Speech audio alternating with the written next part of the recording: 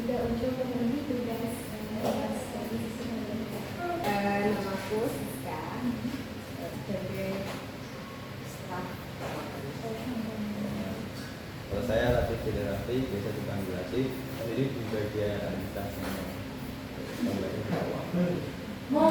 Jadi pertama-tama kalau tahu dulu nih Pak Sudo itu apa sih? Terus gimana sih awal mulanya Pak Sudo itu bisa ada?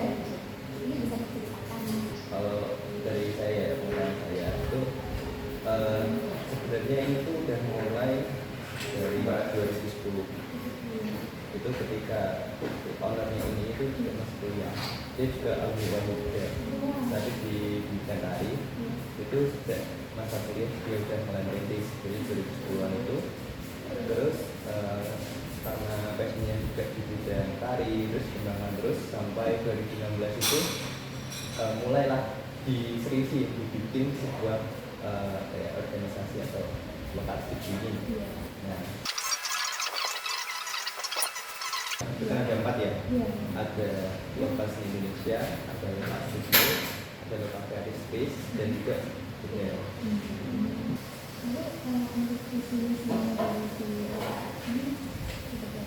Kalau visi misi dari sini ya, itu intinya di sini tuh ingin menjadikan perusahaan itu sebagai promotor dari pengembangan seni sendiri. Jadi nggak cuma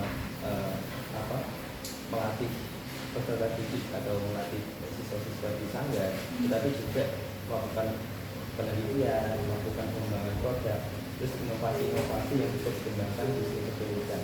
Contohnya membuat karya baru, kolaborasi sama komunitas-komunitas sekitar atau masyarakat sekitar, dan itu bisa menciptakan inovasi atau pengembangan kapasitas masyarakat sekitar juga. Jadi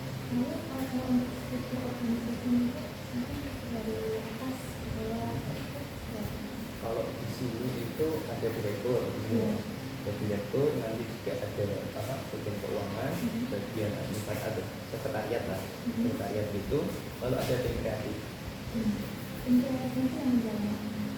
Tim kreatifnya itu juga yang mengelola ini juga. Kalau untuk biaya sama buah sekretaris sama bendahara. Ya basicnya 3.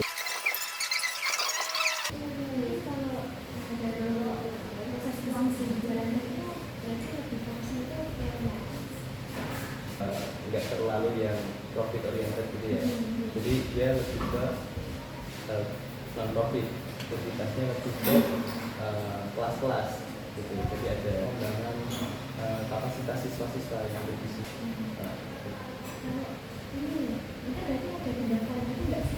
Pendaftaran apa nih? Siswa-siswa ya ada. Kalau di ini kan kita cuma dari apa ya, berbilang. Nah, sekarang mulai di sini kita ada pendaftaran sama ada biaya per kelas. Ini lebih ke apa ya? Per periode. Menjalankan aktivitas seperti ini. Kalau pembinaannya itu lebih ke proyek. Jadi kami itu menjalankan proyek-proyek, dan sifatnya proyek kan terus berjalan itu loh. Suatu proyek itu ada titik stopnya, titik selesainya. Dari planning, dari perencanaan, terus juga pelaksanaan proyek itu sendiri, terus juga pelaporan sampai akhir. Biasanya kan proyek ciklusnya seperti itu. Planning dulu tuh, penyusunan RAP gitu kan. Sama, kita juga melakukan seperti itu. Menyusun anggaran untuk melaksanakan proyek, kegiatannya apa aja sih, nanti di background apa tujuannya ini harus disusun sih. Kendaraannya nanti dari PT-nya juga ada kendaraan dari sendiri atau jadi itu dari kami itu ada dari kami juga, ada dari kelas juga ya, pendaftaran, ada dari pemesanan paket-paket pendidikan tentang pentas gimana gitu kan. Terus juga ada sumber pemasukan dari pembuatan karya baru. Jadi misalkan ada perusahaan pengen perusahaannya itu memiliki suatu karya identitas, jadi punya identitas karya yang dimana itu bisa dipakai di perusahaan itu terus. Gimana caranya anggaran yang digunakan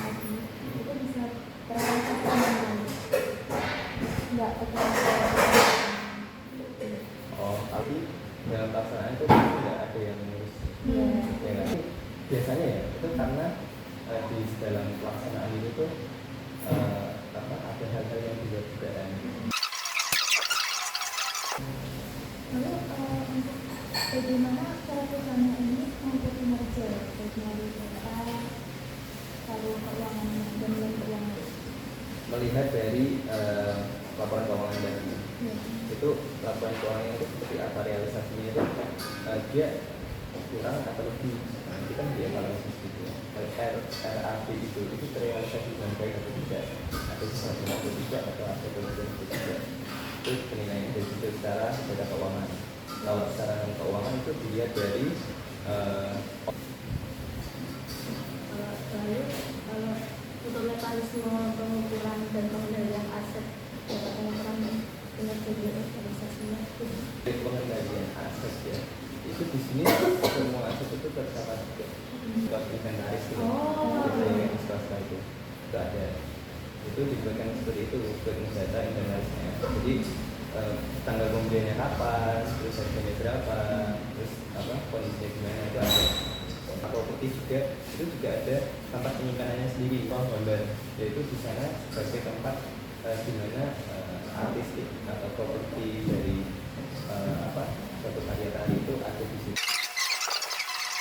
terus kalau misalnya terkait dengan tadi ya mas kayak inventaris asetnya gitu gimana sih cara berkolaborasi antar kesatuan kebetulan di sini tapi cuma ada penjahit terus juga ada Keuangan, tapi nggak sih sebenarnya yang buat benar-benar pengelolaan inventarisnya sendiri selain ada cuma ada servernya tadi kan itu ada yang fokus gitu kan pengelolaan itu apa ada sih Ada di sini. Di sini tuh ada yang kalau tentang customer ya, customer itu ada sendiri. Di sini tuh juga ada yang ngurus logistik. Terus berarti kalau misalnya pada saat itu kan ada cabang sendiri gitu gimana sih cara antar cabang itu kayak berkolaborasi kemudian ada miskom atau mungkin caranya mereka berkolaborasi dengan baik. Pada masa pikirnya masih selesai dulu. Jadi lebih berberat gitu loh.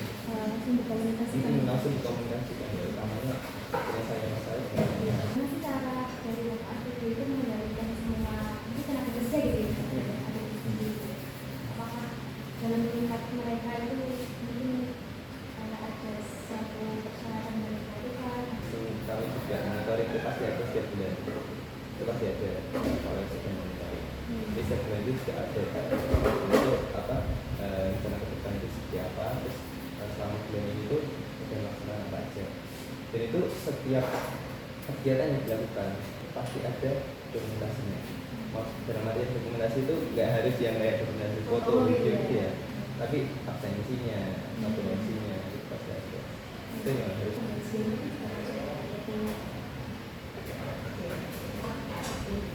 kalau untuk bidang yang ada di sini ada di memang kayak kita lebih ke apa ya iuran tadi ya. Jadi kita dapat dari sesuatu ya dulu ya pasti ada perubahan dan di situ kita itu ada satu karyawan satu ya dari tim administrasi itu khusus untuk mengelola itu. ini kita kesalahan karyawannya sebenarnya apakah ini ada yang gampang betah gitu loh Tergolong apa ya sedang sebenarnya karena ada yang masa kedua, ada juga yang di situ tergantung orangnya. Kan di sini kan perusahaan kreatif nih.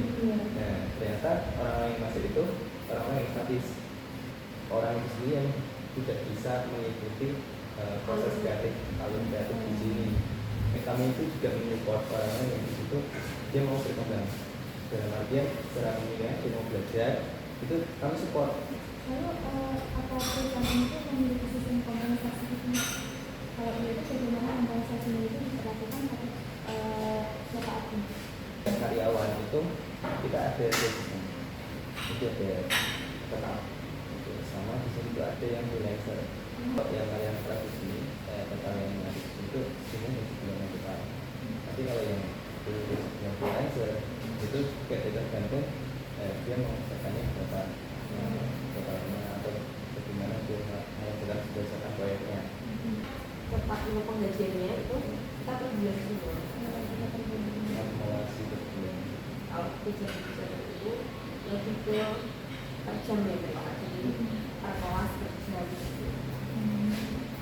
Ini jadi lebih kreatif kalau dari bisa buat kelas yang wah gitu mungkin nanti ada kompensasi berupa bonus Kalau bonus sendiri lebih ke project ya. Bonus itu nggak harus dalam bentuk duit, tapi dapat kesempatan. Sertifikat kan kadang juga penting banget ya. Iya. Yang terakhir itu terkait dengan perencanaan strategi juga pengendalian dari sendiri dari sisi.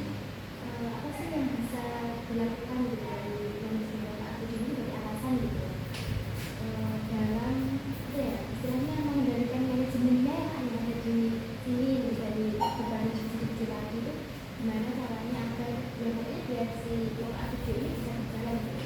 Mungkin Ada pensa, bukan pensa, perencanaan strategis. Itu jadinya jangka 3 tahun. Itu dari rencana. Ada rencana-rencana yang akan dilakukan ke depannya.